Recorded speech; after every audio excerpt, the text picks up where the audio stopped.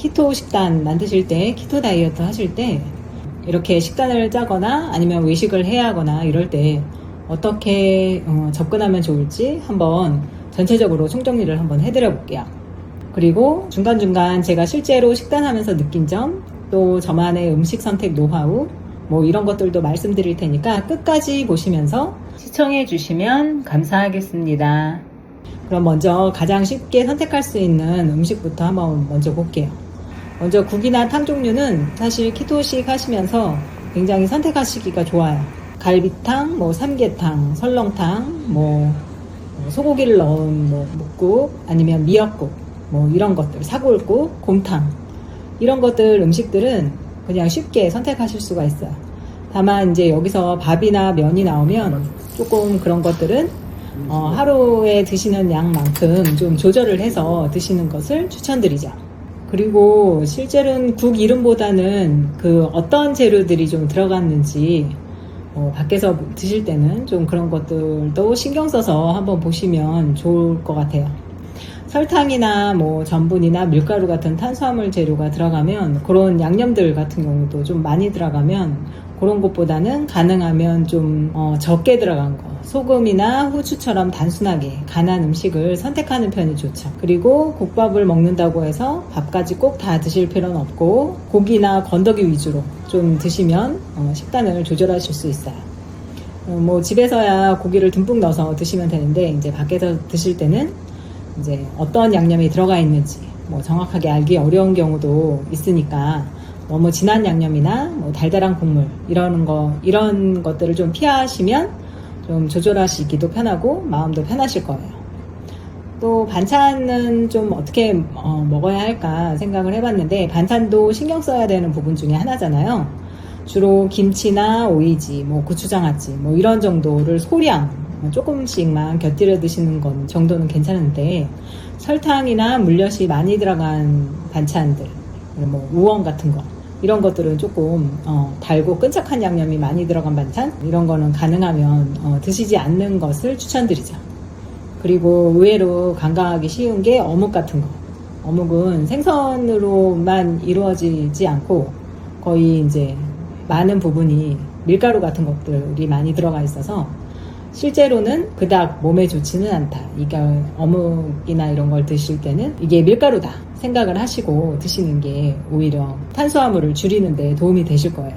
그리고 제일 좋은 건 사실 고기류죠. 고기류는 키토 식단에서 정말 활용하기가 좋은데 생삼겹이나 생소고기 같은 거 구워 먹는 거 정말 좋은 선택이 될 수 있어요. 가능하면 양념된 것보다는 양념된 뭐 돼지갈비, 뭐 돼지소고기, 양념소고기 너무 맛있고 좋은데 그런 것들은 설탕이나 물엿 이런 것들이 정말 많이 들어가 있거든요. 그래서 외식할 때는 되도록이면 생으로 조미 잘 안 된 거 생삼겹, 목살, 뭐 소고기, 생소고기 구이처럼 이렇게 소금이나 후추 정도로만 이렇게 간해서 뭐 찍어서 이렇게 드시면 가장 건강하고 몸에도 좋은 것 같아요.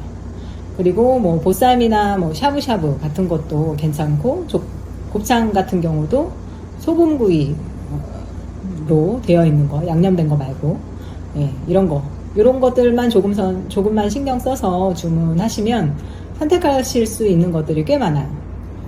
샤브샤브를 드신다면 뭐 고기하고 버섯, 잎채소 위주로 드시면 충분히 맛있게 드실 수 있죠.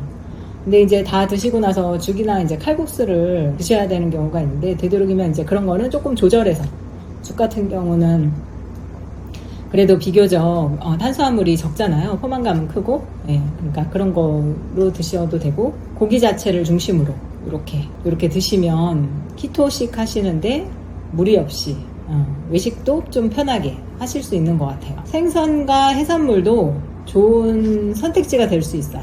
고등어나 뭐 갈치, 오징어, 뭐 낙지 뭐 이런 것들, 또 조개를 구워 먹거나 뭐 새우도 되도록이면 구워 먹는 거, 장어도 양념된 것보다는 그냥 소금 정도로만 구워서 드시면 좋고요.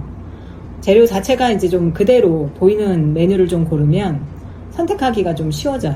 양념을 막 발라놓고 뭐 이런 것들은 좀 당류가 많으니까 가능하면 소금구이를 키토 식단 할 때 가공이 되도록이면 적게 된 것 이런 것들을 고르면 선택하기도 쉽고, 네, 드시기도 좋고. 그리고 또 이제 채소라고 해서 다 마음껏 드시는 건 아니에요. 채소는 이제 키토 식단 하시는 분들이 의외로 이제 좀 헷갈리죠. 주로 이제 뭐 채소라고 생각을 해서 드셨는데 그게 탄수화물인 경우가 더 많은 것들이 있어요. 대표적으로 감자나 고구마, 단호박, 당근 이런 것들. 이런 것들은 정말 탄수화물이 많이 들어있거든요. 그러니까 다만 이런 음식은 이제 무조건 뭐 나쁘다, 드시지 마셔라 이런 건 아니고 탄수화물 양을 조절해서 드시면 좋을 것 같아요. 그런 것들은 식재료가 채소가 아니라 탄수화물이다. 전분이 많이 들어있다. 이렇게 생각하시고 탄수화물 드시는 범위 내에서만 이렇게 조절해서 드시면 그래도 좋은 식재료가 될 수 있다고 생각해요. 한 끼 음식만 보고 여기 한 끼에 딱 맞춰서 이렇게 이거 먹으면 안 돼, 먹어도 돼 이렇게 하기보다는 하루에 만약에 내가 저녁에 뭔가 외식이 잡혀 있다. 뭐 그러면 아침, 점심은 조금 탄수화물을 거의 배제하는 식단으로 갔다가 뭐 저녁에 좀 드셨다든가 아니면 점심에 탄수화물을 많이 드셨다면 저녁에는 아예 탄수화물을 빼는 식으로 이렇게 조절을 해서 드시면 조금 더 전체적으로 드시기도 쉽고 이게 좀 현실적이라고 생각해요. 이게 항상 엄격하게 지키는 게 굉장히 힘들기 때문에 그렇게 조절해서 드시면 마음도 편하시고 또 좀 장기적으로 이어가시기도 되게 쉬울 수 있거든요. 그리고 또 견과류가 이번에 생각보다 좋은 음식이라고 생각하시고 많이 막 드시는 경우가 있어요.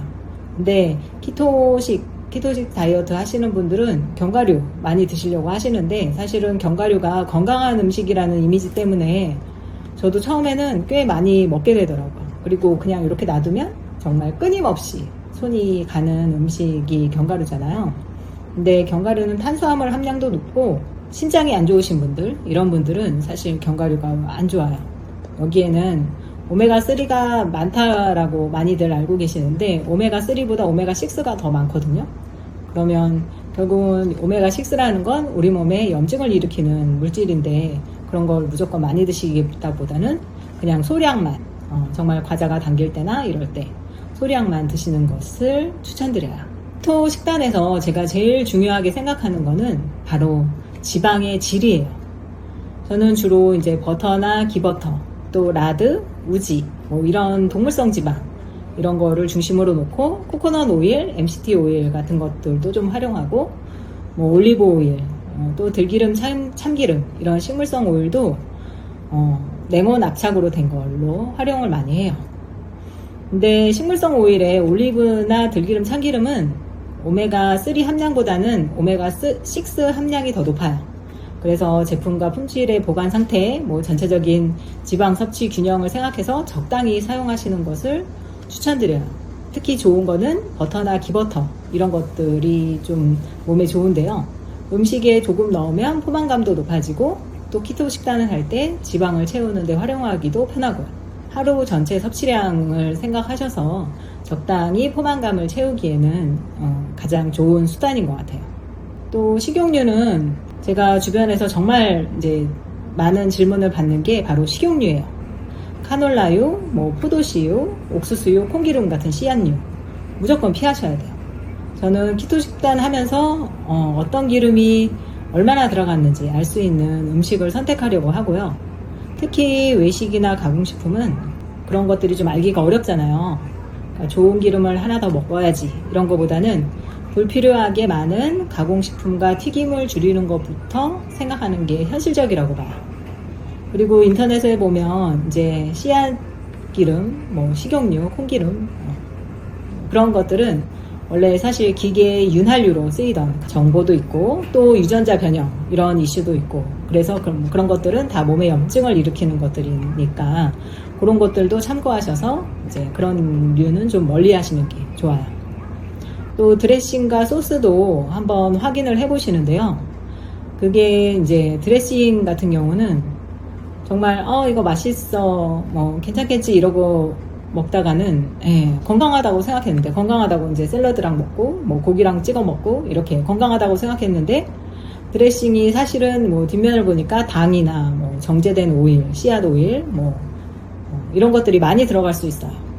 드레싱은 가능하면 이제 따로 이제 외식할 때는 따로 달라고 하거나 아니면 드셔도 소량만 사용하시거나, 또 마요네즈 같은 경우는 정말 제품마다 성분도 많이 다르잖아요.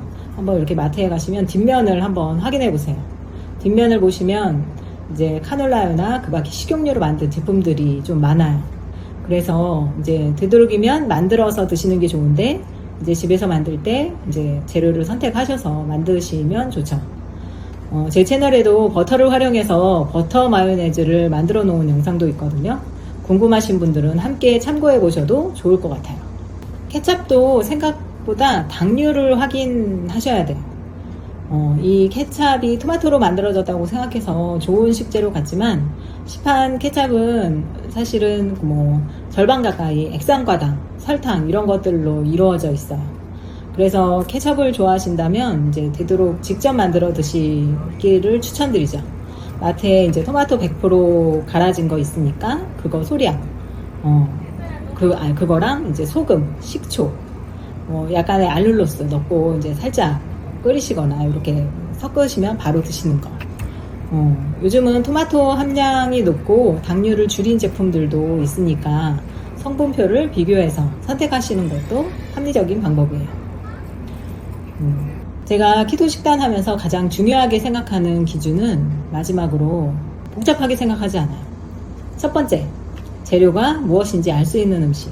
두 번째, 양념이 많이 들어가지 않은 음식. 세 번째, 단백질과 지방을 충분히 챙기고 탄수화물은 적정량만 조절하는 거. 그리고 네 번째, 가공식품보다는 자연에 가까운 식재료를 선택하는 거. 요 네 가지만 기억하셔도 외식할 때 선택하기가 훨씬 쉬워져요. 키토 식단을 오래 하려면 매번 완벽하게 드실 수는 없어요. 현실적으로 계속 실천할 수 있는 방법, 이런 것을 찾는 게 더 중요하다고 생각해요. 집에서는 내가 원하는 대로 막 식단을 만들 수 있지만 밖에서는 좀 그렇지 않잖아요. 그러면 매번 집에서만 드실 수도 없고, 그러니까 이렇게 그 상황에서 내가 선택할 수 있는 음식들, 조금 더 나은 선택, 이런 식으로 하시면 됩니다. 그리고 그 다음에 조절하시던가 이런 식으로. 오늘 말씀드린 음식들 기억해 두셨다가 뭐 외식하실 때나 이럴 때 한번 활용해 보세요. 그런 기준점을 잡고, 여러분은 이제 키토 식단 하시면서 어떤 음식이 가장 고민되시는지도 좀 궁금하긴 해요. 댓글로 남겨두시면 제가 다음 영상에서 외식 메뉴별로 요거는 요렇게, 저거는 이렇게 한번 조절하시면 좋을 것 같다라고 말씀드려 볼게요. 조금 더 구체적으로요. 오늘 영상도 끝까지 함께 해주셔서 감사하고요. 도움이 되셨다면 구독, 좋아요와 구독, 알림 설정 부탁드려요. 다음에 또 뵐게요. 감사합니다.